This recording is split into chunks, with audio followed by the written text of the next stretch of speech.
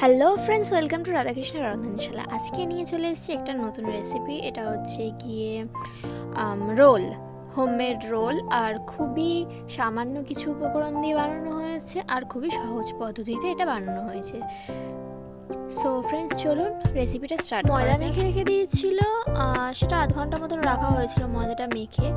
তারপর হচ্ছে গিয়ে গোল্লা করে বেলে নিয়ে ভালো মতন সেঁকে নিয়েছিল। সেঁকে নেওয়ার পর ওই তাওয়াতেই একটুখানি ধুয়ে নেওয়া হয়েছিল তাওয়াটা ধুয়ে নিয়ে তার মধ্যে সামান্য তেল দিয়ে তার উপর ডিম ফাটিয়ে নিয়েছিল। ডিম ফাটিয়ে নিয়ে দেন এই যে রুটিগুলো যেগুলো ভেজে ভেজে রেখেছিল, রুটি কিন্তু সেঁকেনি, এটা জাস্ট ভেজেই রেখেছিল সে।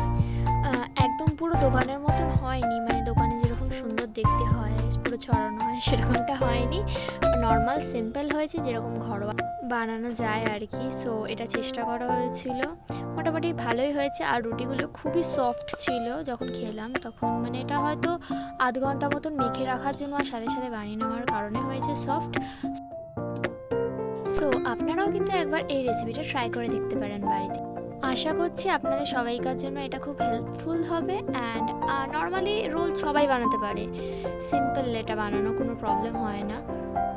আমরা ওই জন্য বানিয়ে দেখলাম, কখনো ট্রাই করিনি, সো এটাই ফার্স্ট ট্রাই করা আমাদের। কোনো রকম কোনো ভুল ত্রুটি হলে অবশ্যই আমাকে সাজেস্ট করবেন, বলে দেবেন কমেন্টে।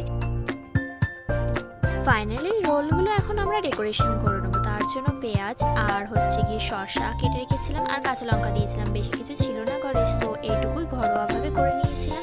আর সসের ছোট ছোট প্যাকেট ছিল, সেগুলো দিয়ে ডেকোরেশন করে নিয়েছিলাম।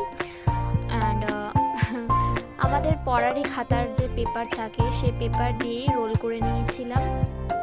এই যে বন্ধুরা দেখতে পাচ্ছেন, ঠিক এভাবে রোল করে নিয়েছিলাম। সো রেসিপিটা আপনাদের সকলের কেমন লাগলো জানাবেন আমাকে কমেন্ট বক্সে অবশ্যই। অ্যান্ড আজকের মতন এইটুকুই, দেখা হবে নেক্সট ভিডিওতে। টাটা।